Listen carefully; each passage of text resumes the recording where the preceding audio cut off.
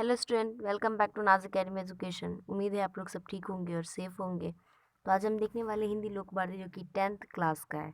Okay, तो आज हम स्टार्ट करेंगे दूसरी इकाई का जो पहला है बरसी जलद। इसके लेखक है गोस्वामी तुलसीदास। ठीक है, तो आज हम इसका ना यानी ये जो आपका पद्य है इसका आज हम स्वाध्याय देखेंगे। यानी इसमें जितने भी क्वेश्चन आंसर दिए गए हैं सब देखेंगे। उपयोजित लेखन हो या फिर आपका पर्सनल रिस्पॉन्स क्वेश्चन हो, सारे क्वेश्चन देखेंगे। ठीक है, यानी कि फुल क्वेश्चन आंसर देखेंगे। ओके, और ये हमारे महाराष्ट्र बोर्ड के सिलेबस का है। चलिए वीडियो को स्टार्ट करते हैं। और स्टार्ट करने से पहले आप सबसे रिक्वेस्ट है कि प्लीज़ प्लीज़ वीडियो को एंड तक देखिए, तब कोई डाउट रहे तब कमेंट कीजिए। ओके, और वीडियो को क्या करना है, आपको ज़्यादा से ज़्यादा शेयर करना है ताकि सारे बच्चों तक पूरे क्वेश्चन आंसर पहुँचे। क्योंकि मुझे मालूम है बच्चे बहुत कमेंट करते हैं कि हमें ये नहीं मिलता है, क्वेश्चन का आंसर हमें ये नहीं मिल रहा, वो नहीं मिल रहा। तो आप पूरा वीडियो देखो और दूसरों तक शेयर करो ताकि उनको भी मिले। ठीक है, चलिए स्टार्ट करते हैं। Let's start. हमारे स्वाध्याय का सबसे पहला क्वेश्चन है, सूचना के अनुसार कृतियाँ कीजिए। पहला, कृति पूर्ण कीजिए। पद्यांश में आए प्राकृतिक जल स्रोत, यानी कि जो आपका दो चौपाए दिए गए हैं और दोहे, उसके अंदर जो भी पैराग्राफ आपको दिए गए उन सब में, उनमें प्राकृतिक यानी जो नेचुरली जल स्रोत का बताया गया है वो आपको इन दोनों में दिखने। ठीक है, चलिए इसका आंसर देखते हैं हम लोग। दो बॉक्सेस हमें दिए गए थे, तो पहले बॉक्स में हम लिखेंगे नदी और दूसरे में लिखेंगे सरिता। ठीक है, नदी का मतलब तो आप सब जानते हो, सरिता का मतलब भी होता है नदी, तालाब। ठीक है, देखिए हमें ना हमारे इसमें पद्यांश में यही दो दिखे थे तो इसलिए हम यही लिखेंगे, अलग से बाहर से कुछ नहीं लिखेंगे। ठीक है, कोई दूसरा नाम नहीं लिखेंगे।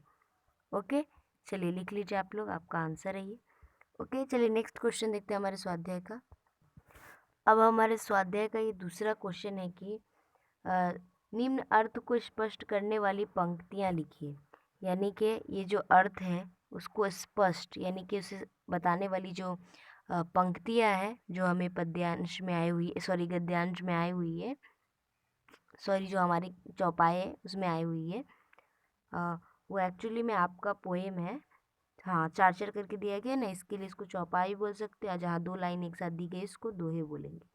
ठीक है, तो वो एक्चुअली में आपका है ना क्या है, पद्यांश है।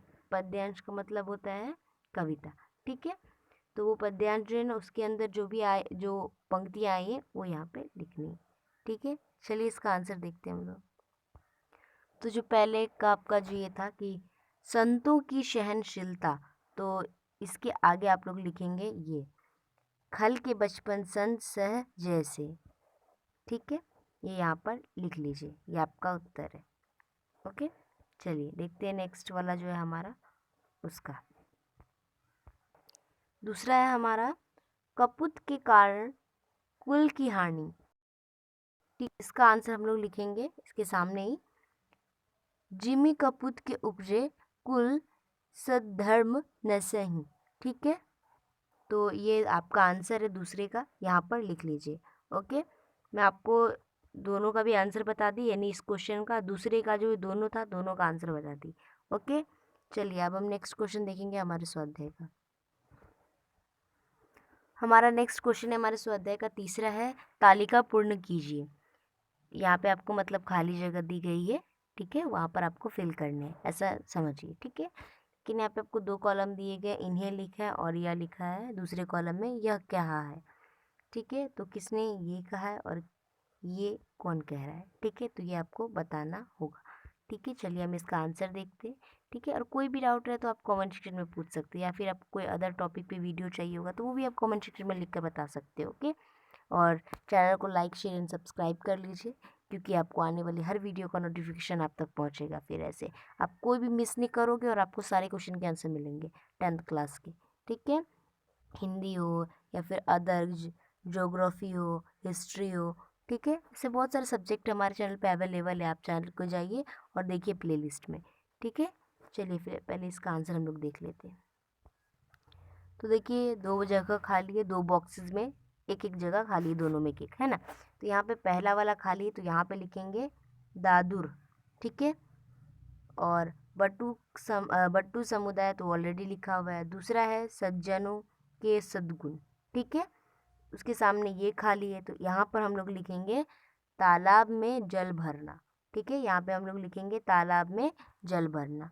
ठीक है, तो मैं एक बार स्क्रीन साफ कर देती हूँ और आपको आंसर को हाईलाइट कर देती हूँ ताकि आप लोग को लिखने में कोई प्रॉब्लम ना हो। ठीक है, यहाँ पर लिखेंगे दादुर और यहाँ पर लिखेंगे तालाब में जल भरना।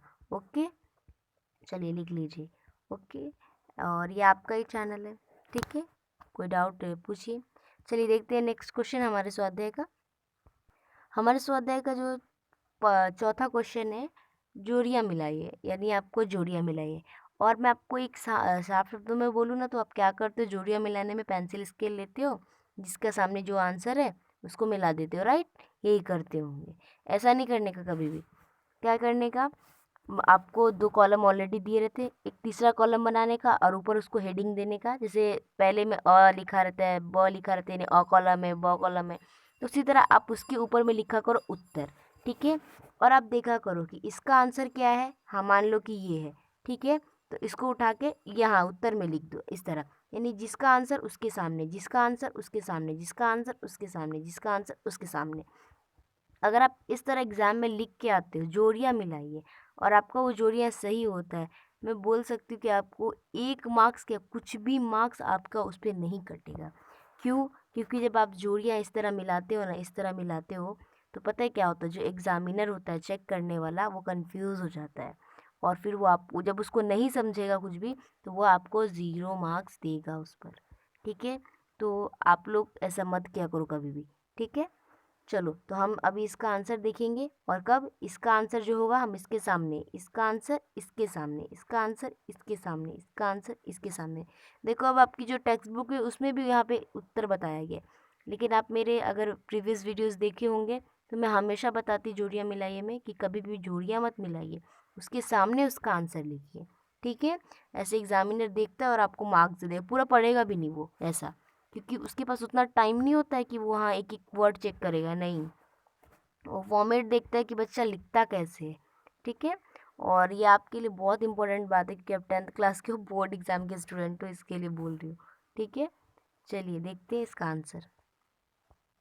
चलिए देखते हैं हम, सबसे पहला है हमारा दमकती बिजली, तो उसका आंसर लिखेंगे उत्तर दृष्टि की मित्रता। ठीक है,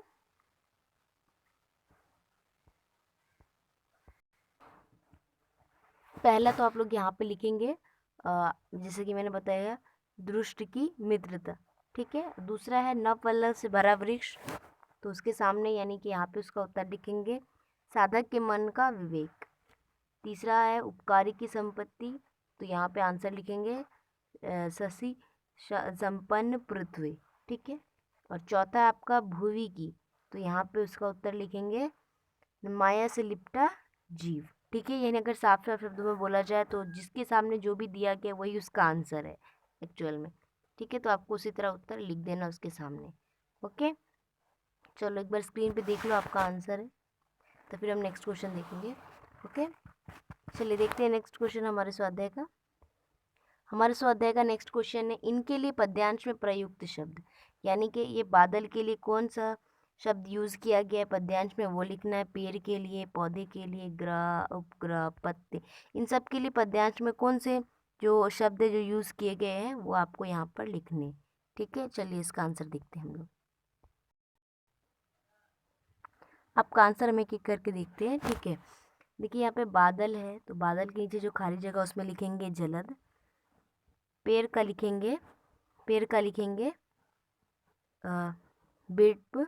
ठीक है, वैसे एक्चुअली में इसे लाइन से दिया गया है, मैं इधर ऐसे से कर ली हूँ। ठीक है, चलिए लाइन से ही देख लेते हैं।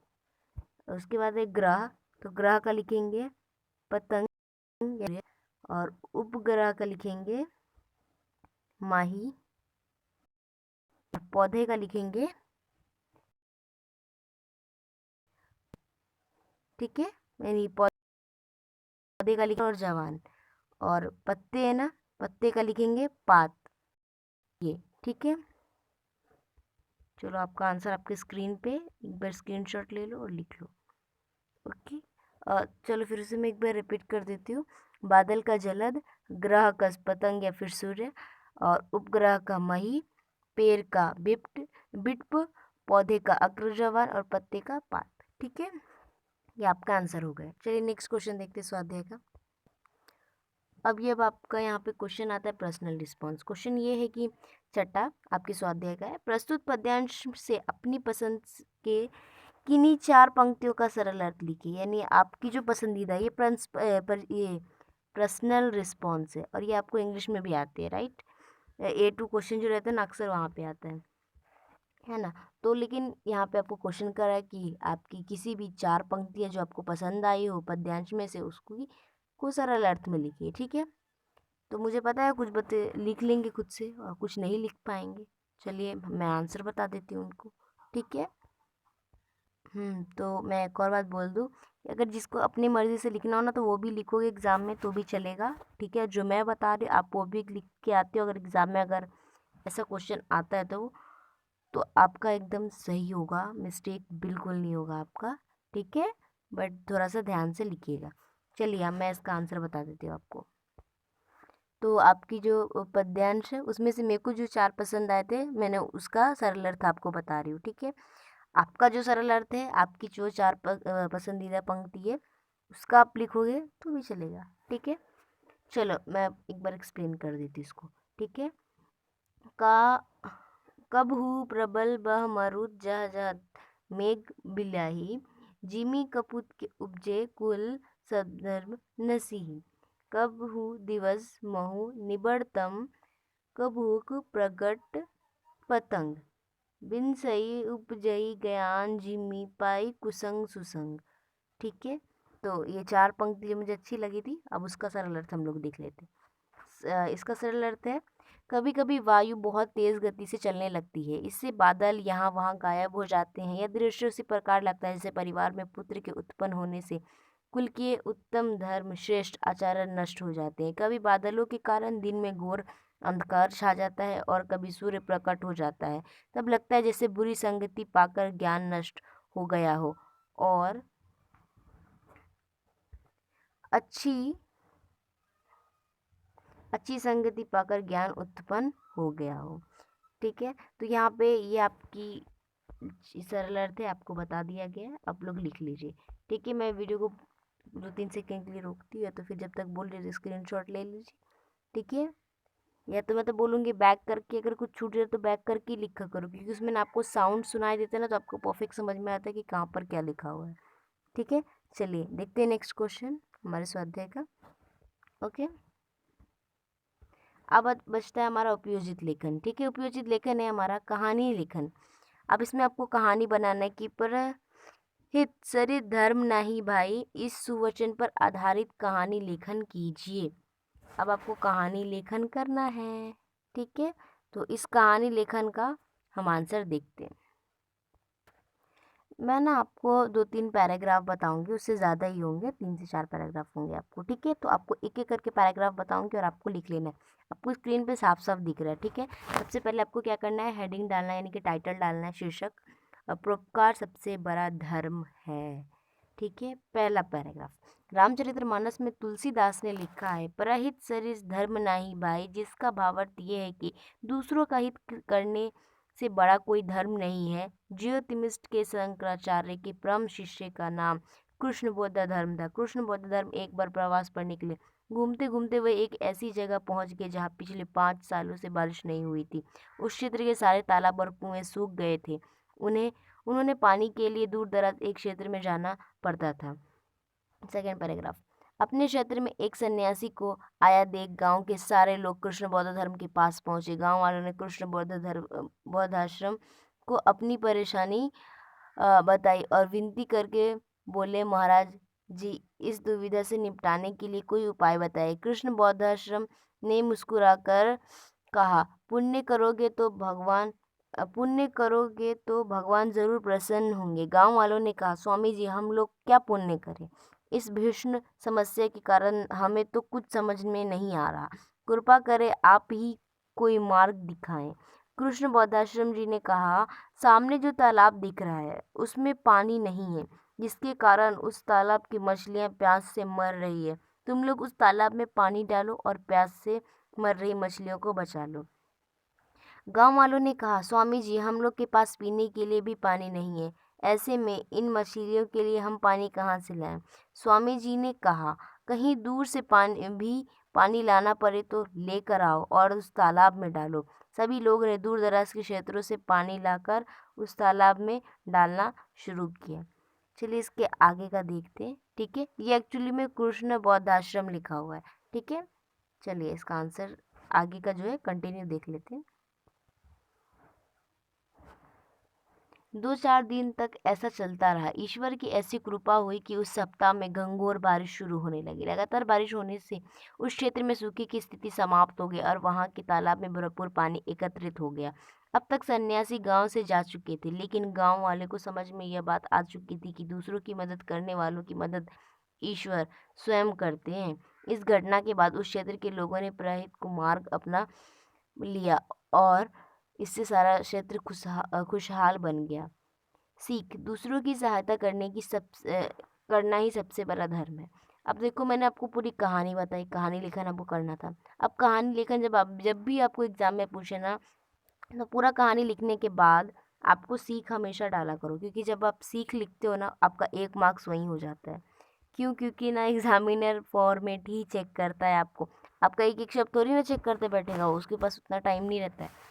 ठीक है, तो ये आपका पूरा कहानी लेखन था। मैं एक बार फिर से हटाकर स्क्रीन से जो भी स्लाइड है, पहले आप ये लिखेंगे, ये तीनों पैराग्राफ, फिर उसके बाद आप ये लिखेंगे। ठीक है, तो आपका कहानी कंप्लीट हो जाएगा। ओके, सो आपका लास्ट क्वेश्चन था ये, और मैंने सब बता दिया। तो आपको क्या करना, वीडियो को ज़्यादा से ज़्यादा शेयर करना है अपने फ्रेंड्स के साथ। ठीक है, ताकि उनको भी सारे क्वेश्चन के आंसर मिले, और चैनल को लाइक, शेयर एंड सब्सक्राइब करना ना भूले। Bye and take care. Okay, कोई डाउट हो तो कमेंट सेक्शन में पूछ लेना।